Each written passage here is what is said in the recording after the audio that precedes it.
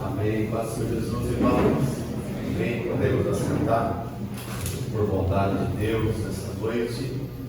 É sempre um privilégio poder estar aqui, né? Quando venho para cá, eu já até falo com o pastor Adriano que eu vou estar para cá, para ver se a gente consegue congregar junto, né? Estar juntos. E isso é muito bom.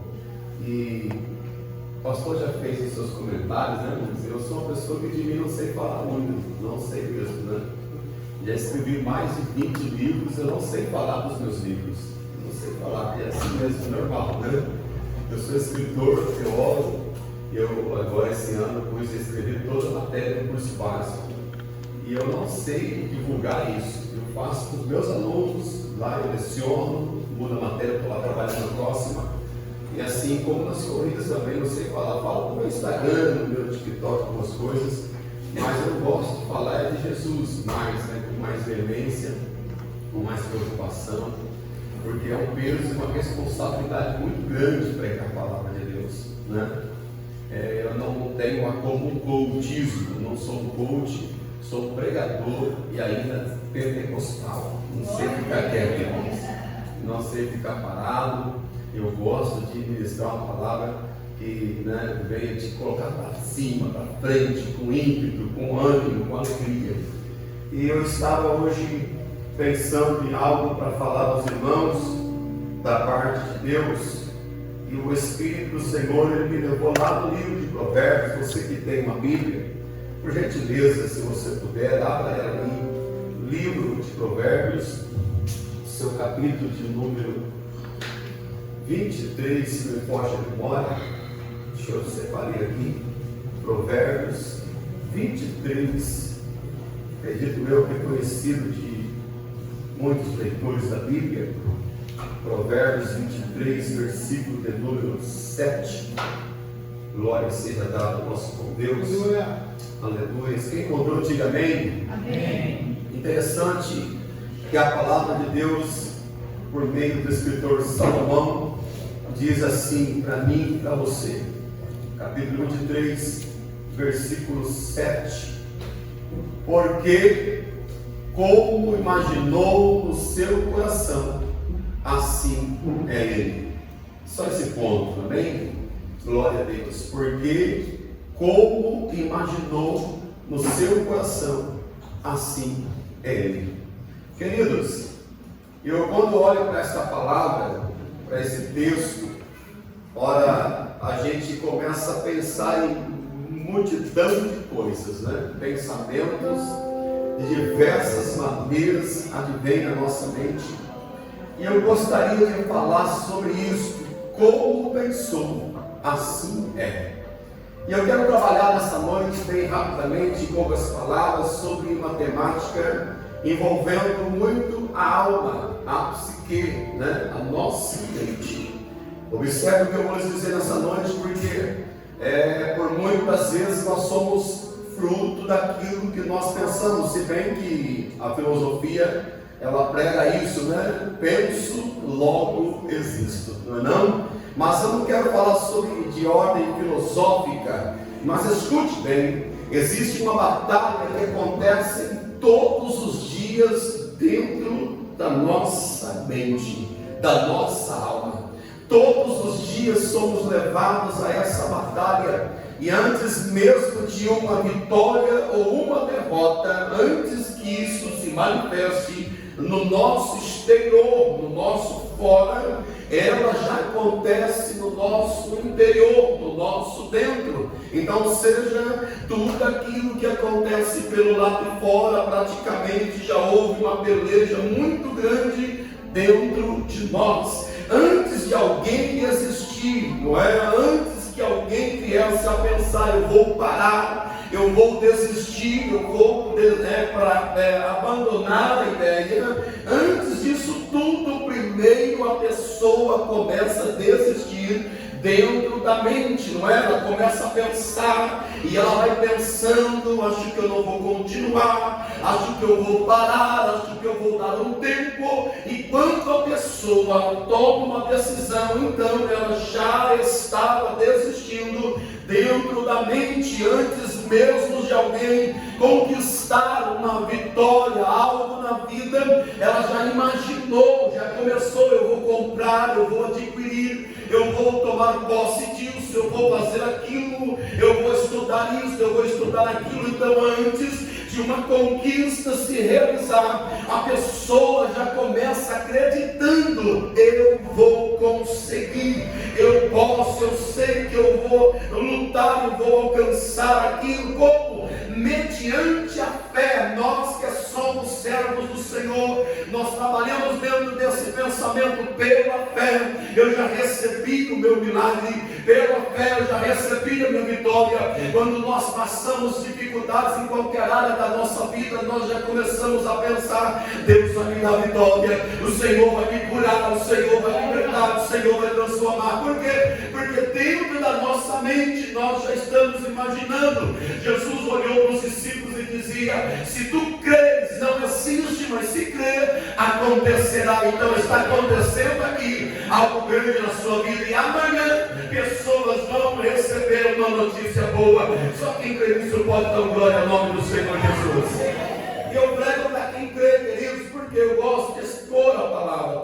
Escute o que eu vou lhe dizer: mas quando a sua alma aprende a enxergar o que Deus prometeu, a sua alma, eu penso na mente, quando eu começo a colocar aqui, eu vou receber aquilo que Deus prometeu. Então você começa a viver aquilo que os seus olhos não viram. Quando você começa a trazer para a sua vida aquilo que o Senhor promete, você começa então, pelos olhos da fé, enxergar aquilo que Deus já havia determinado. Mas há momentos na nossa caminhada e também na nossa vida que a nossa visão ela se torna limitada. E nós começamos a limitar as coisas por conta do quê? Das circunstâncias.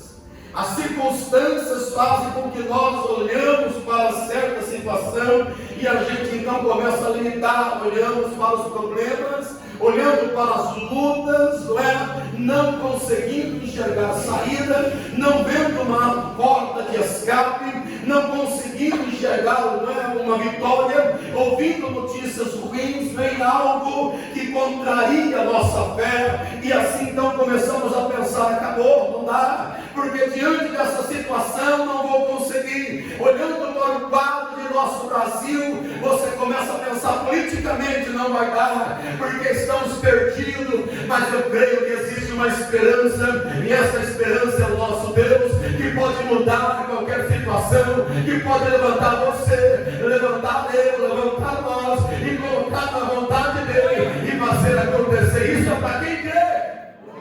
Não é para quem eu acho que vai dar. Agora não, queridos, eu preciso crer. As lutas são tantas que a nossa alma começa a imaginar derrota, fracasso, desistência. E a palavra de Deus, ela nos revela uma verdade poderosa: o que o olho não viu.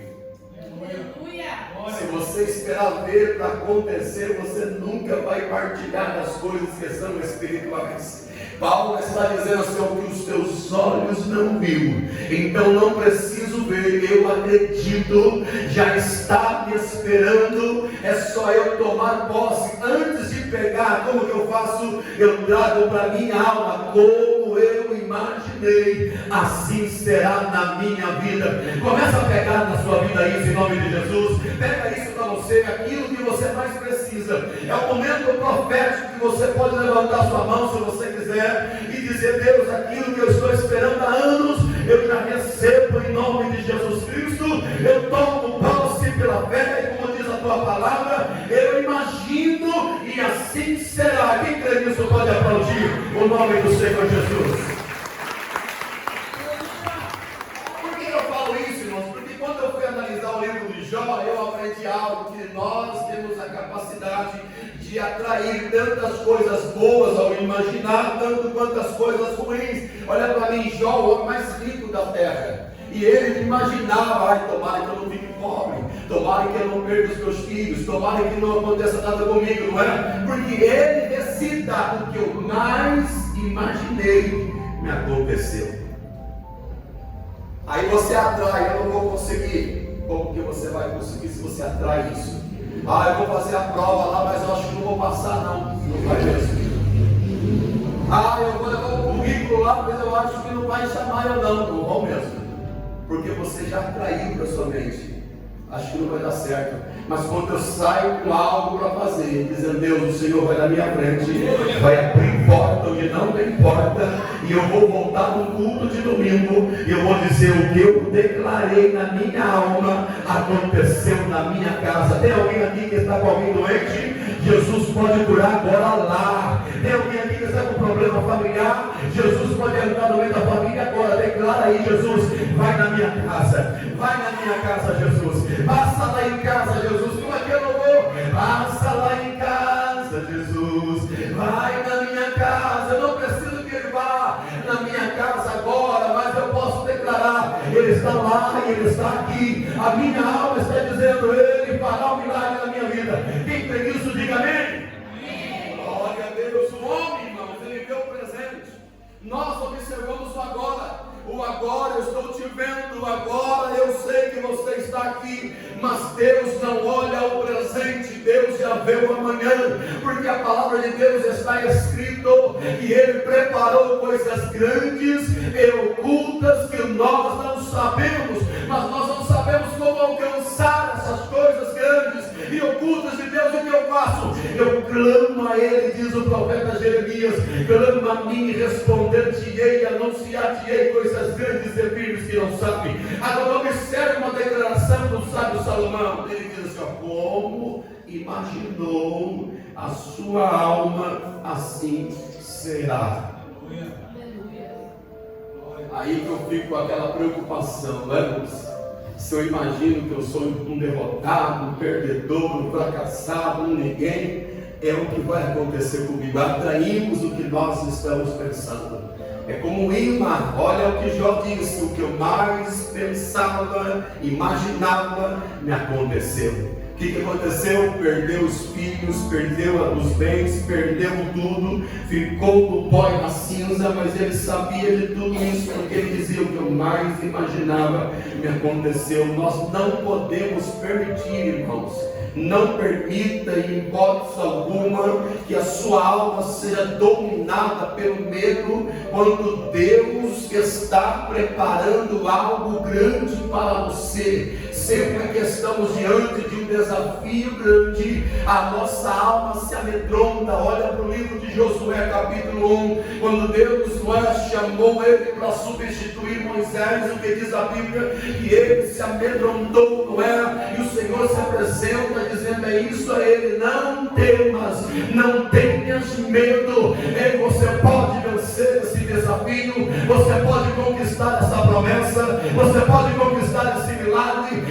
Não tenhas medo. Ei, médico pode lhes dizer qualquer coisa, o advogado, quem quer que seja, mas a última palavra continua sendo de Deus, e Deus está aqui para dizer: vai na sua força, é eu que te sustento. Você não pode, mas eu posso. Você não tem, mas eu tenho. Eu sou o Senhor que te escolhi, e eu te chamei para obras maiores. Você precisa acreditar nisso. Você está deixando o medo te subjugar. Repreenda o diabo e ele fugirá de vós, e o Senhor Jesus te servirá. Aplaude o nome dele nesta noite. Se o Senhor me ordenar, eu desço aí e profetizo sobre a sua vida. Agora eu vou declarar uma palavra profética para você, o que Deus está preparando para a sua vida. Levante essa mão para receber. Você está aqui hoje preocupado com amanhã, com o seu trabalho, com a empresa, com o seu patrão, com o seu empregado, não sei, com a esposa, com o filho, com o marido. Deus está preparando algo grande que os teus olhos naturais não vão conseguir enxergar, mas começa a enxergar pelos olhos espirituais. Sabe aquela bênção que você tem buscado ao Senhor, aquele milagre, aquela oportunidade? Ele começa a ver pela imaginação da sua fé. Deus vai trazer existência para mim, Deus vai fazer acontecer na minha vida. Começa a profetizar, profetiza isso para você. Deus vai fazer acontecer na minha vida o milagre que eu tanto espero. Deus está construindo, Deus está preparando algo grande. Começa a ver aquilo que os teus olhos não veem, começa a sentir o que o seu coração não sente. Eu estou profetizando isso.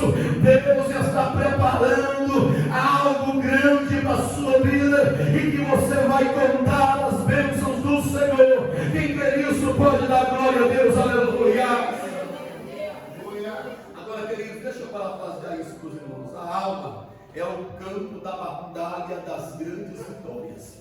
Por quê? Porque a Bíblia vai dizer que o diabo, para enfraquecer a visão espiritual, para nós não termos visão espiritual, olha só, o diabo trabalha para isso. Ele trabalha para enfraquecer a nossa visão espiritual. A gente não consegue ver saída em meio ao caos, não é isso? Não conseguimos ver oásis no meio do deserto, porque a nossa visão se torna míope e nós não enxergamos. Poderia até levá-los a Agar, ao filho dele Ismael, mas não quero isso. Veja bem, quando os espias voltaram de Canaã, quem leu o livro de Josué, ou melhor, até o livro de Números que fala sobre isso, eles voltam com uma visão de que não há possibilidade, grande maioria. 10 espias voltam depois que olharam para Canaã, enxergando gigantes, mas 2 dos 12 espias, eles voltam enxergando promessa. Tem pessoas que vê derrota, mas na mesma visão de outros que têm fé em Deus, ele vê vitória, possibilidade. Tem pessoas que vê não dá, está fechado, não vou conseguir, mas tem aqueles que são mais ousados, que eles veem, eu vou conseguir, Deus está no controle, Ele que rege todas as coisas. E por que eu quero dizer com isso? Os gigantes eram os mesmos, não era diferente. Os gigantes eram os mesmos, a terra era a mesma. Eles não viram terras diferentes. Não são 10 que olharam para um lado e 2 que olharam para o outro. Não, era a mesma terra, eram as mesmas promessas, eram as mesmas coisas. A diferença estava dentro deles. Aleluia. Por que algumas pessoas conseguem e outras não? Eu fui curado de uma hernia de disco degenerativa, a produção discal de 4 e 5. Em 2006, o médico desenganar, disse: você não vai andar. Passaram 10 anos, comecei a correr. Então, peraí. A visão do médico era que eu não andaria pela hernia de disco degenerativa, a lombar, a protusão discal, comprimida a medula. Agora você observa, o médico olha um quadro, você não vai andar mais. Vai chegar um período que você não vai conseguir mais nem ir ao banheiro, vai ter que usar fralda. Mas eu não aceito essa palavra. Por quê? Porque a minha visão é diferente. Eu tenho um Deus que tudo pode, e Ele é poderoso para fazer infinitamente mais. Os médicos estão dizendo uma coisa. Por que alguns conseguem ficar presos numa palavra dessa e outros sobressaem? É a visão. Como que você olha para uma notícia bombástica? Olha só, os 10 espias vê só dificuldades, mas 2 eles enxergam uma promessa. A diferença está dentro das pessoas, dentro de nós. É isso que eu quero que vocês entendam. Quem alimenta o medo vê muralhas. Quem alimenta o medo vê muralhas. Mas quem alimenta a fé vê milagres. Quem alimenta, não é, mas o medo, ele vê impossibilidades. Mas quem alimenta a fé, como? Orando de joelho prostrado, dizendo: o homem disse que eu não vou conseguir, mas eu começo a orar para dizer que o Senhor pode mudar o quadro e a situação. Então quem alimenta a fé vê milagres. Para de olhar para os medos, para os problemas, olha para o tamanho do teu Deus. Ele é poderoso para mudar a tua história. Aqueles que olharam para você e disseram: você nunca vai conseguir, vão ter que pegar na tua mão e dizer: parabéns, você conseguiu. Porque a fé alimentada gera milagres. Pode aplaudir Jesus de Nazaré.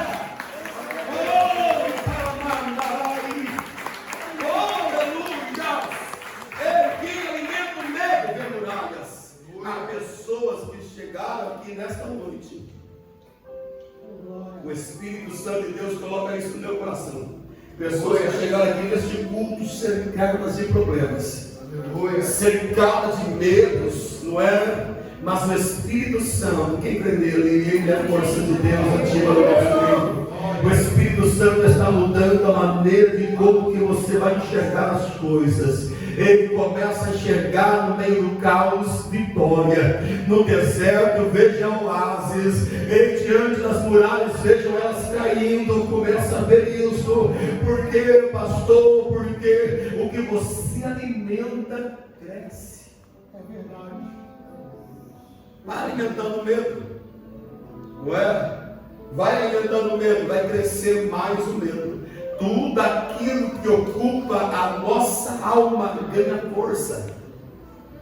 Tudo aquilo, irmãos, que ganha força, porque a nossa alma vai alimentando. Se você alimentar dúvidas, não é? As incertezas, vai crescer.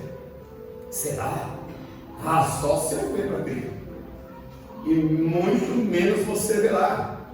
Então, quando você alimenta a dúvida, ela vai crescendo. Você vai alimentando o medo, ele vai dominando você. Não vou fazer não. Não é para mim, eu não nasci para isso, eu não tenho essa capacidade. Quem sou eu, né? Como diz o ditado, quem sou eu na fila do pão? Não é? Eu não sou ninguém, eu sou um Zé da esquerda, eu sou uma pessoa que não tem nome, que não tem condições, não é? Você vai alimentando isso vai crescendo, vai te dominando. Mas se você começar a alimentar a fé como é onde começa o Senhor a gerar milagres.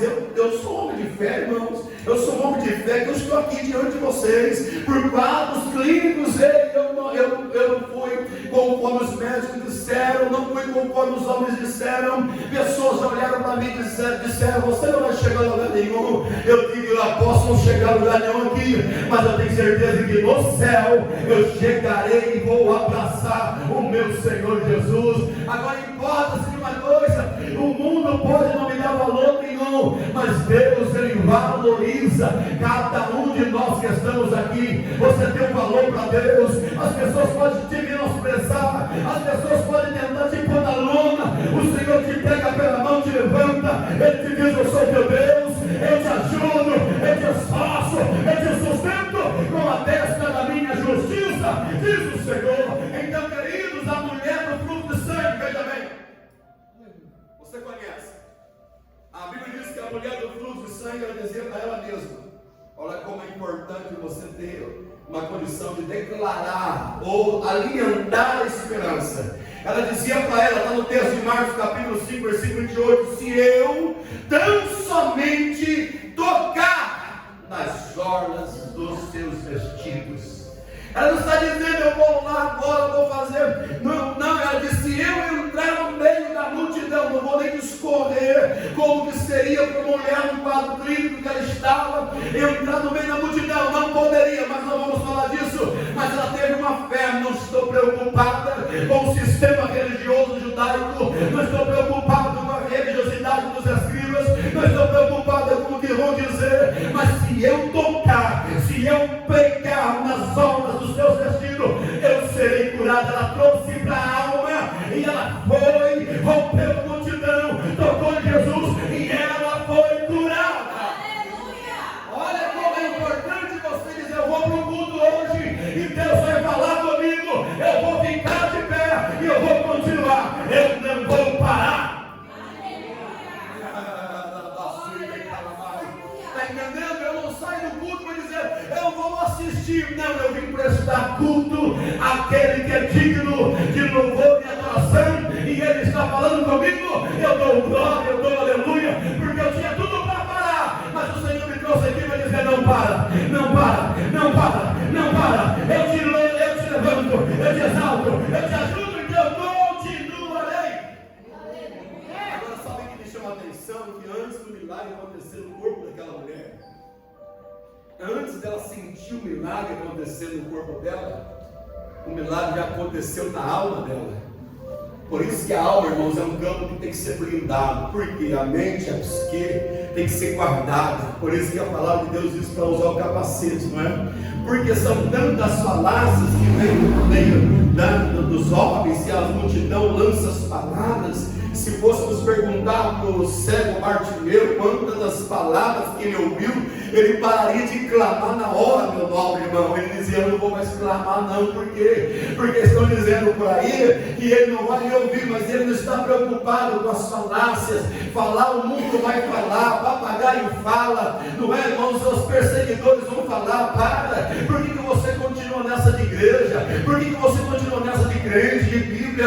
Eu não estou preocupado que o mundo fala. Eu tenho um caminho, eu vou seguir. Eu vou fazer como aquele moço: Jesus, filho de Davi, dai misericórdia de mim. porque a minha alma está dizendo: antes que Ele me cure, eu já tomo posse do meu milagre. Antes que Ele faça algo na minha vida, eu já recebo, eu já glorifico, eu já exalto. A mulher disse isso para ela mesma: se eu tocar nas orlas do seu vestido, eu serei curado. Na mente, nós temos que alimentar milagres. Temos que alimentar milagres. Nós temos que fazermos da nossa vida cristã como de fato eu sou o corredor, né? Como uma corrida, tem os seus obstáculos, tem os seus desafios, e você precisa dizer: eu vou conseguir, eu vou chegar lá, eu vou fazer aquilo que eu vim fazer. Então eu entendo isso. Muitas das vezes Deus, Ele trabalha primeiro mudando a nossa mente.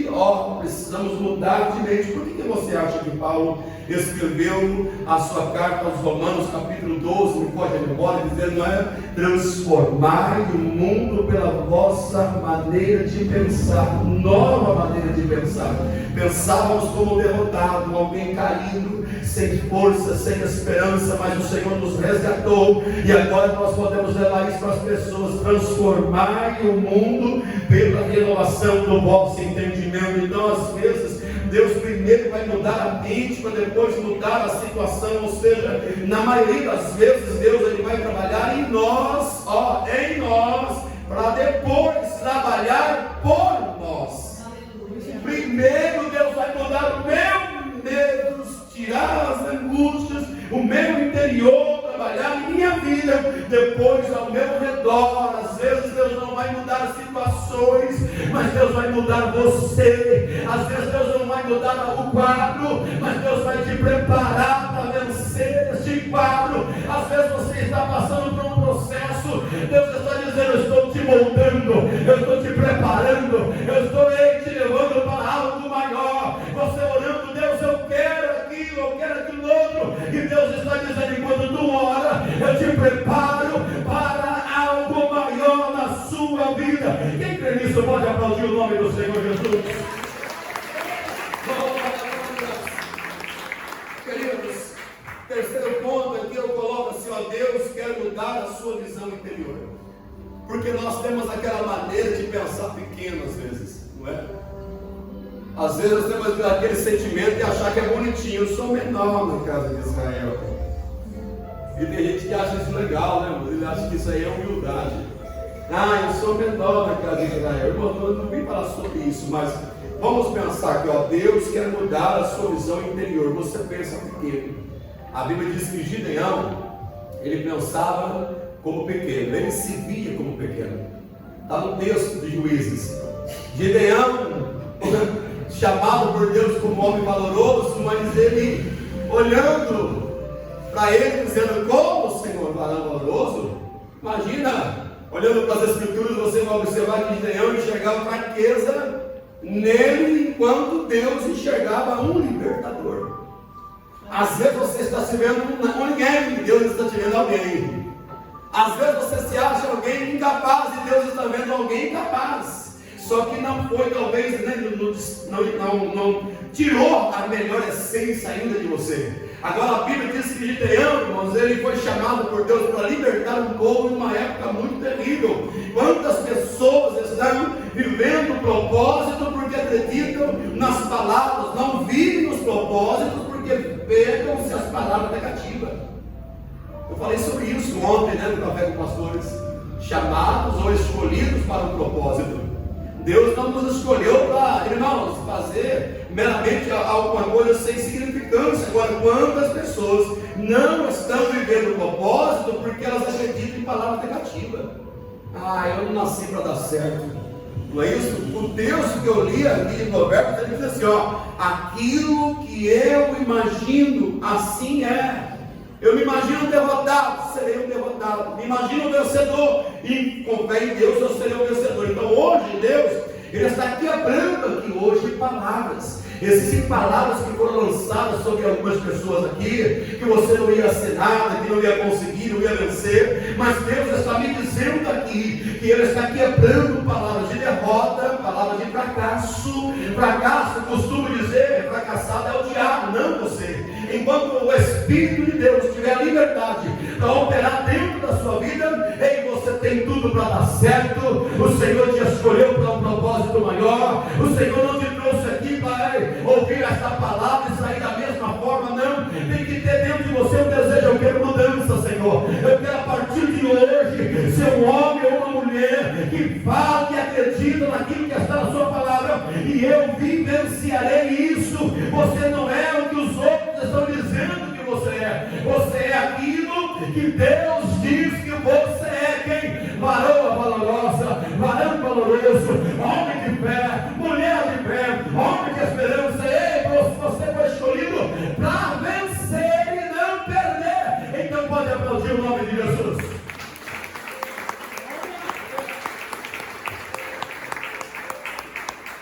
Eu quero voltar nesse ponto de Paulo aos Romanos. Transformai-vos pela renovação do vosso entendimento. Quando a mente muda, tudo muda. A vida muda.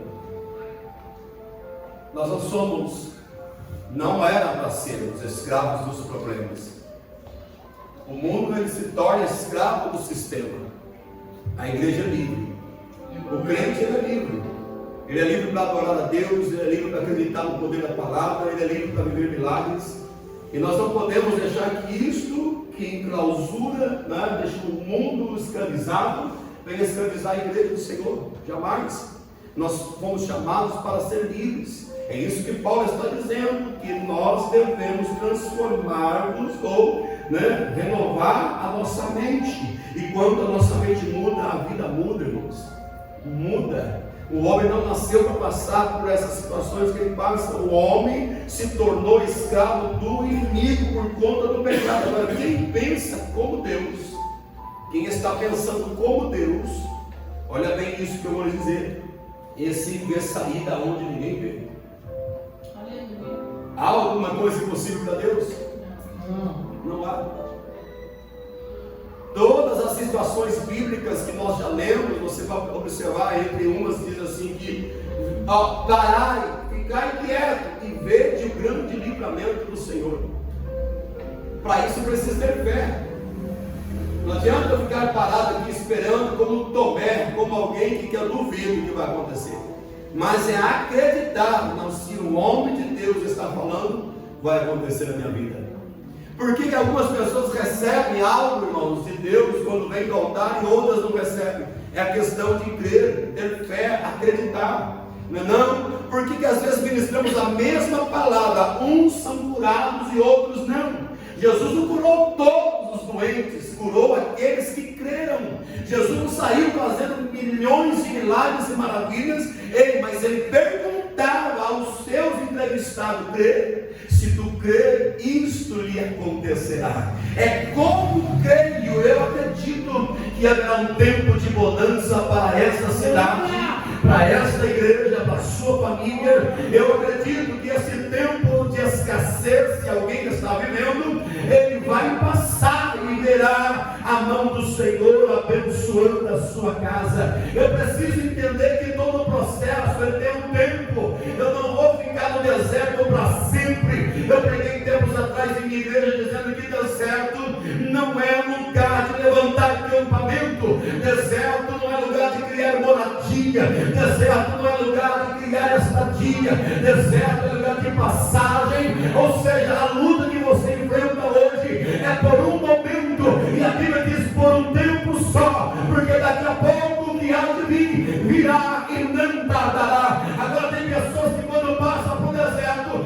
faz dele morada, faz dele permanência, ali quer viver, ali ele se entrega, ali ele morre, ali ele se acaba. Mas tem aqueles que reagem: não, eu vou vencer essa doença, eu vou vencer o desemprego, eu vou vencer a fome, eu vou vencer a dor, eu vou vencer o medo, eu vou vencer a luta, e o Senhor, ele vai me dar a vitória. Quem crê nisso? Quem crê? Você pode estar passando pelo vale, mas o Senhor está contigo nesse vale. Às vezes nós pegamos um momento, olhamos para a situação e aí a gente começa a dizer: vou morrer, eu não vou aguentar, eu não vou suportar. Eu me lembro que no ano de 2000, se não me foge a memória, 2008, para 2009, meados, talvez de 2007 para 2008. Eu, há 1 ano e meio, quase 2, com esse diagnóstico, eu tinha muita dificuldade para me locomover com a hérnia de disco. E um dos meus filhos estava sofrendo muito também. Eu estava num quadro, irmãos, terrível na minha casa. E eu estava na itinerância, pregando, ensinando também, dando aula de teologia em várias igrejas, em várias cidades da região nossa ali, do Vale, sul de Minas. E eu cheguei no estágio de chegar depois de um culto, um filho com um problema que não conseguia, solucionar. E eu, numa situação dessa, vivendo uma escassez, sem salário, sem condições financeiras, afastado da empresa por conta do que eu estava passando, e a empresa não tinha nada a ver com a questão de briga judiciária com o MPS. Então eu fiquei num estágio onde eu me senti um Jó. Deus, por quê? Por que tudo isso me sobreveio? E interessante que eu ouvi falar de uma hérnia de disco trabalhando na empresa, era em 2002, eu imaginei comigo, tomara que nunca isso aconteça comigo. E passado 4 anos, isso aconteceu comigo, porque talvez eu criei uma força para imaginar aquilo. Quando eu ouvi algum aluno falando do Senac, um aluno falando que o tio tinha passado um processo difícil, eu peguei aquela palavra, fiquei um pouco amedrontado. Passado 4 anos, eu me via doente num quadro de hérnia de disco, travado numa cama que não andava, que não conseguia me locomover. Quem tem esse problema sabe o que eu estou falando. E eu me vi num estágio deplorável, sem salário, sem condição financeira, sem saúde, filho doente, a casa numa bagunça total, espiritualmente falando não, mas fisicamente, financeiramente. Agora, Deus, por que eu estou vivendo esse estágio da minha vida? Eu entendi que às vezes Deus estava preparando, Ele estava me moldando para coisas maiores. Deus permitiu situações para que eu vivesse propósitos maiores. Deus permitiu situações para que eu pudesse reagir. Nós não podemos nos entregarmos. Agora eu vou me matar, agora eu vou dar um fim na vida, agora eu vou embora, eu vou mudar de país. Eu não vai adiantar, porque se o problema está no interior nosso, não adianta querermos fugir por aí não. Eu preciso esperar em Deus. É como disse Jó: ainda que Deus me mate, eu vou esperar nele, porque nós estamos servindo a Deus de balde. Não é por aquilo que Ele me dá, é por aquilo que Ele é. E Ele é poderoso para mudar a tua história, Ele é poderoso para mudar a tua casa, Ele é poderoso para mudar a tua saúde. E hoje aqui eu vou profetizar: Deus está visitando a coluna de pessoas que estão vivendo esse quadro terrível, e Ele cura, e Ele cura. E o próximo diagnóstico que você for fazer vai dar 0, vai dar nada, porque Deus é Deus de milagres.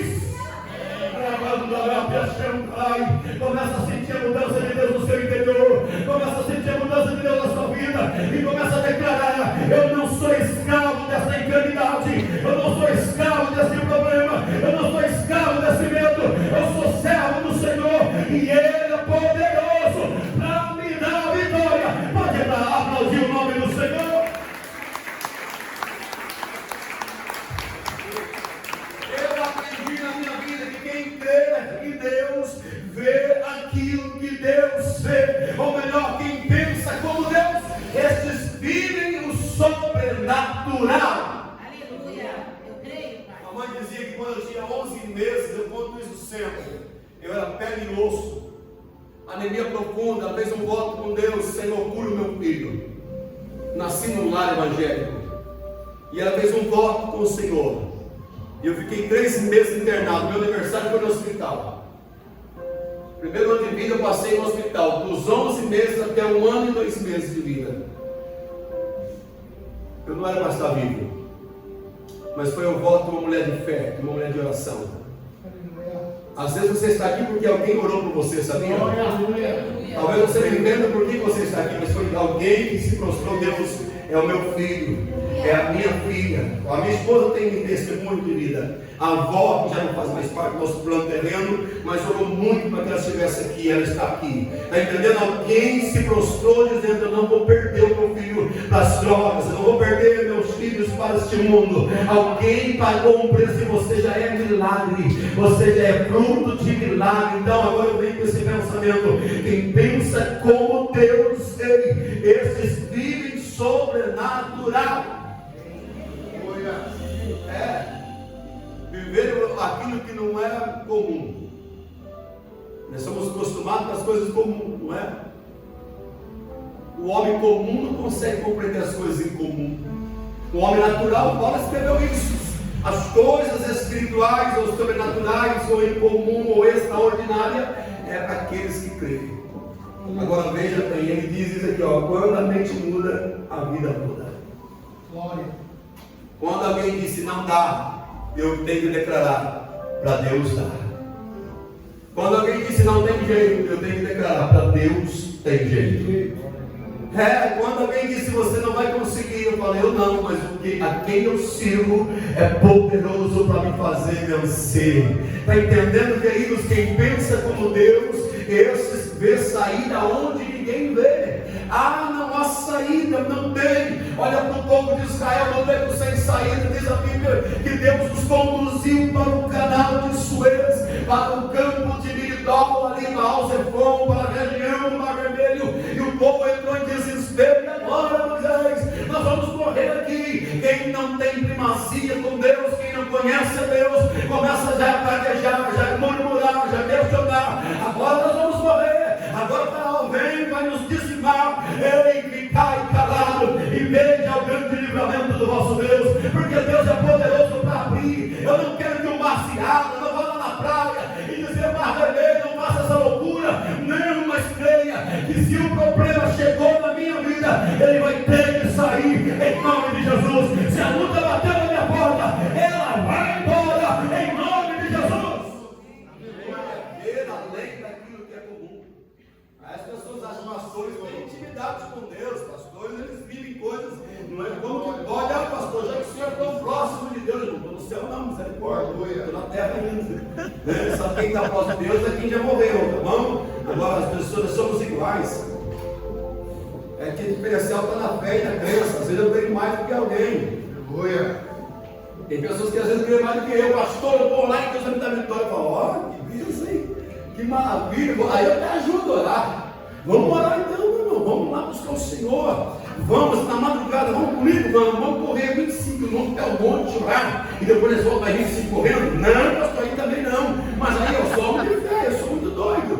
Não vamos fazer tal coisa assim. Vamos levantar na madrugada, fazer um culto no meio da montanha gelada. Vamos. Não, pastor, misericórdia. Então, eu preciso desafiar os meus limites. Eu creio num Deus que faz quando eu também sou ousado. Você precisa ver como Deus não pega as coisas insignificantes, não. Ele pega aquilo que o mundo diz que é insignificante, mas todos nós já temos uma importância para Deus. Deus já sabe do teu amanhã, Deus conhece o teu futuro, Ele preparou algo grande. Jeremias capítulo 29, versículo 11: eu tenho preparado para você um futuro de paz, de vitória, de milagre. Recebe aí, é de Deus para a tua vida. Quem tem a mente de Cristo consegue ver as promessas mesmo quando tudo parece perdido. Conhece aquele louvor? Quando tudo diz que não. Conhece, não é? Tudo contribui para mudar. É amigo, é parente, é família, é às vezes, irmão, não é? Quem mais a gente esperava falar que dá certo, a fé, queridos, começa aqui dentro da nossa alma e se manifesta na realidade. Não dê ouvidos aos pensamentos estranhos. Ouça a voz de Deus. Amém? Guarde essa palavra para você. Olha, eu vou recapitular aqui. A alma é o campo da batalha das grandes vitórias. O que você alimenta cresce. E outro, Deus quer mudar a sua visão interior. Lá dentro você pensa: não posso, não consigo, não. Ei, e quem pensa como Deus vê o sobrenatural. Fica de pé, por gentileza, me permita, pastor. Glória a Deus. Aleluia.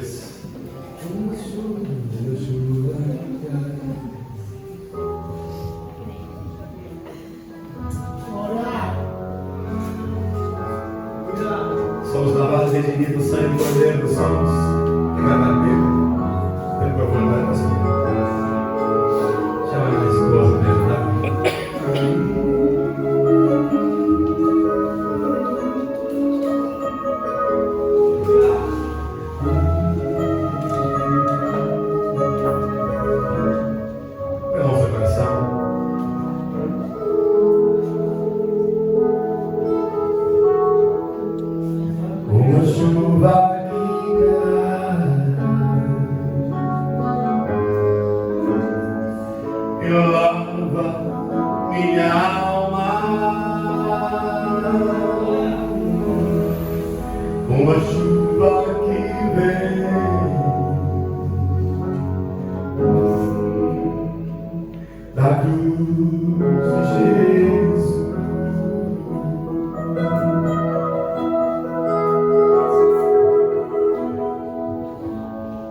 Esse sangue que entra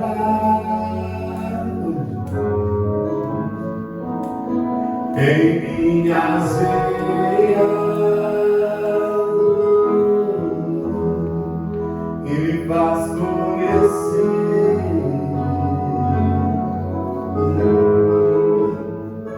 quem é o meu Pai.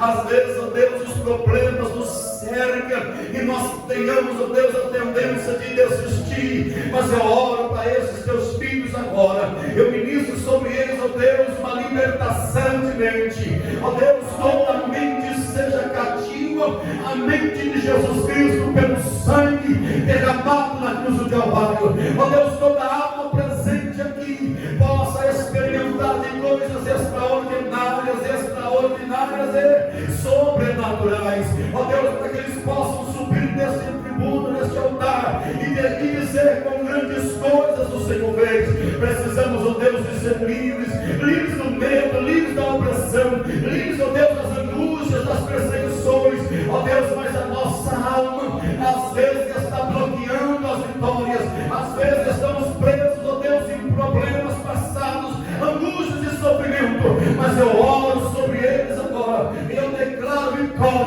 em nome do Senhor Jesus Cristo.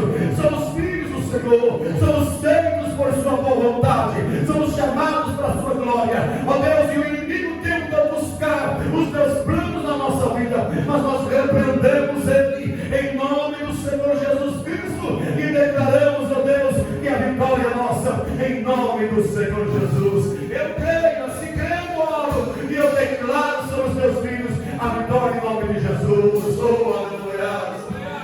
Chuva de sangue, eu sinto aqui cair, lava minha alma e cura o meu ser. Sangue de Deus que fez filho seu, meu DNA tem o código do Filho de Deus. Quem crê no Senhor pode aplaudir o nome do Senhor, porque o DNA tem o código do Filho de Deus. O sangue vertido na cruz do Calvário, ele te purificou de todo o pecado e te fez mais do que vencedor. Posso ouvir amém? Amém. Pastor, obrigado pela oportunidade. Eu estou mais suave